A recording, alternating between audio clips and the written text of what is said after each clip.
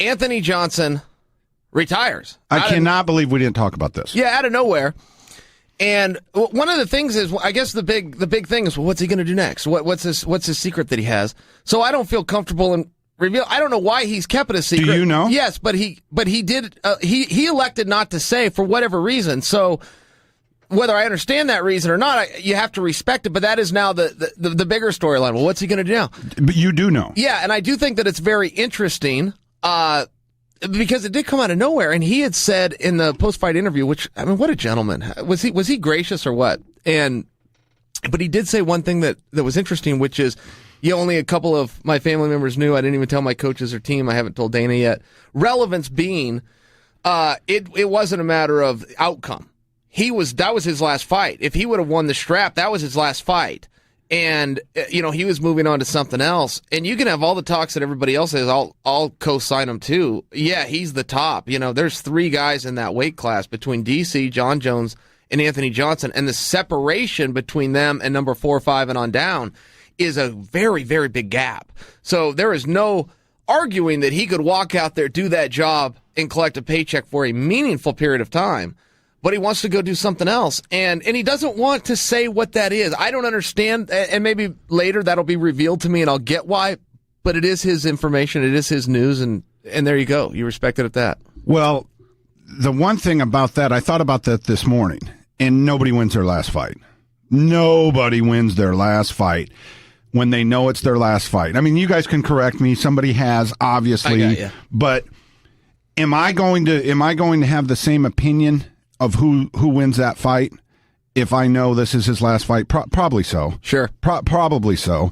Let me tell you what I liked about AJ. Now going back and that being his last fight, he said some really interesting things.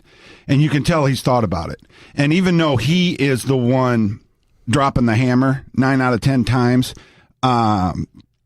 hurting people and getting hurt was part of it. He was like, you can only stay in this thing so long, and you're going to have some effects. You're going to have some effects down the road, or you may have some effects down the road. So when you look at those words coming out, and then you see that he retires, then it kind of makes sense the reason he fought the way he did, or maybe that first big overhand right that clipped him from DC kind of said, well, if this is going to be my last fight, I'm going to make sure I go out of here on my own feet. Yeah, maybe. I don't know what happened there. I hear everything you're saying. Maybe it played an outcome in the fight. I mean, that fight was much like the first fight. It didn't look very much different to me. And then he tried to rest a little bit so you could talk about his strategy. But I thought it looked the same. I don't know that you could say he had a different motivation or prepared differently. He looked like he did in the first fight. Look, Daniel Cormier is a better fighter. And Daniel Cormier might even be a better athlete, and that's a big compliment because AJ is such an amazing athlete. The gifts that he was born with, his DNA is, he just is. But so is Daniel. The difference is Daniel doesn't look like one. Daniel looks a little pudgy. He looks more like an everyman, and Anthony Johnson looks like he's sculpted out of clay. But if you go look at their explosiveness, Daniel Cormier, I can just remember in his wrestling years with those hips, the way he could float. He would be in the air. Somebody would be throwing him. He would not even have his feet on the ground. And he could adjust in the air and come out on top, like Travis West. Yeah, and it's a really skill that you're really just given, and then you can go and perfect upon that. The old expression, hard work beats talent when talent doesn't work hard. Well, when you have talent and you work hard, like DC and Rumble, it's no wonder they're fighting for world championships repeatedly. It's one of those deals. So, and I've heard people say about Rumble that, well, he's going out on top and he's got a lot left, and the hypocrisy knows no bounds, and you and I are not above that either. We come on here and we'll go any which way with an argument. So some guys, remember when Carlos Condit retired and you and I were pissed? And we're like, what are you talking about, Carlos? You're the freaking man. I didn't know he retired. Yeah, Carlos, we did a whole bit on it. Carlos retired. I think it was a Beyond the Fight. Carlos retired and you and I are like, what are you talking about? You're incredible. And so now people are doing this to AJ. Hey, what are you talking about? You're top fighter in the world.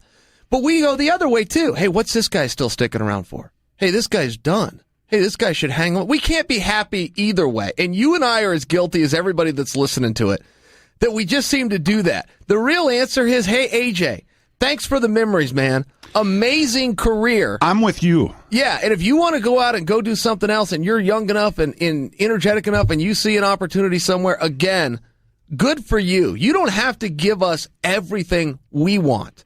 All he has to do is give all he wants. Here's my takeaway from that. Mike Perry was on the show, and he was talking about what the big difference between a year ago and now. And he said, well, I'm starting to enjoy it again. He went a little bit deeper because he can afford to feed himself now. So it's easier. It's obviously easier doing a training camp when that's all you have to do. That's all you have to do. And you've got enough money to pay your bills. Now you go to a guy like AJ who is knocking people out. He is making great money. And he's gotten to the point where, hey, man, I'm tired of this. I'm tired of this. You, for instance, I've watched two sides. I've watched your entire career.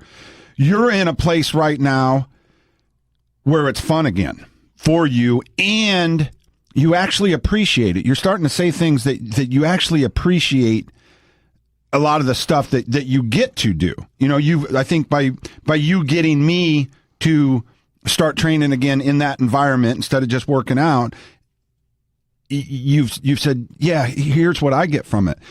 I remember a time where you did not like it, where you were burnt out, and it was hard for me as your bro to have to see you go through all of that training that made you miserable and more miserable.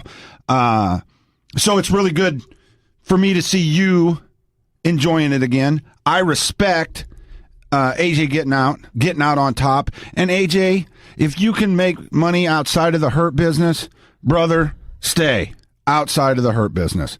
You'll be the first one. You'll be the first one that didn't come back and take a big check. Yeah, no, that's all very true. And AJ even talked about the post-fight press conference saying, the match that people did want to see that I never got to do was me and Jon Jones, and he's right. That is a match that people wanted to see and still do, because you do have, you've got this rare situation where three guys have separated themselves from the pack: Jones, DC, AJ. So you have to have that parity. You got to do that round robin, and sometimes even a couple of times, and who's going to come out on. That's the one fight that we didn't get to see. And we all know the MMA math doesn't work. You can't just say, well, Jones beat DC, DC beat Rumble, so Rumble's out. It's like, well, no, we kind of need to see that matchup. And you could argue who's better between them, and I think rightfully so, you'd say Jones, but you're going to watch that fight because what Rumble can do in the first 4 minutes of a contest with any man alive is special, and it's unique. And Jon Jones is just a man, and Rumble could find him. Sure. And that's that speculation that drives this entire sport and industry. So I guess I'll just leave it at this. I was surprised when I listened to our podcast of all the things we talked about. We didn't talk about that. And also just a quick thank you to AJ. I mean, he did leave us with some great memories. He did conduct himself like a gentleman. And so, boom, there you are. Yeah, I mean, for a guy to have fought numerous times at 170 pounds. I mean, he said he used to lose 60 pounds. That's just crazy. That is just insanity. Yeah, I was in a sauna with him. I can't remember who I competed with. I think it was. I think I competed with Okami that night, which and Johnson was getting ready to fight Koscheck, and we were in the sauna, and man, I mean, it was a scene. We were all dying, but nothing like him. He was dry. That sauna was so hot. He was in there, however long he was in there before I got in. I went as long as I could go and was out, and he was still in there. But the one thing I noticed is he wasn't sweating. He was dry, and he missed weight by 7 pounds. He was dry and missed it by 7 pounds. And so then he moved up to 185, if you'll remember. Fought Vitor. Missed that by 8 pounds. Missed it by an extra pound and up 15 pounds. Then he goes on the open circuit. He fought all the way at heavyweight. He stopped Orlovsky. I was there for that. Broke Orlovsky's jaw. To speak on AJ's power. But that was at heavyweight. And I thought, well, that's where he needs to stay. Just stay at heavyweight. But he came back to 205. He never had any problems again. In fact, for this fight, he weighed in underweight. And he seemed to really get things on track. So, yeah. Is what AJ's going to do have anything to do with football? I don't want to talk about it whatsoever because AJ did not confide in me. I wouldn't talk about it anyway. I mean, even if he had, but I don't want to talk about it at all. But I'll tell you this: do you think AJ would take a Pringle? I think he'd love one of your Pringles right now. He'd probably take the whole thing. But it's pretty cool, and I don't personally understand, one, why it has to say secret, but a lot of secrets work that way. You don't always understand why it is. And secondly, I also am not sure why he couldn't do both. Go into this new venture and still compete. I'm not certain of what that is. But again, that's his decision. I'm not second guessing it. I'm just telling you that's where we're at. And thanks, AJ, for the fights, man.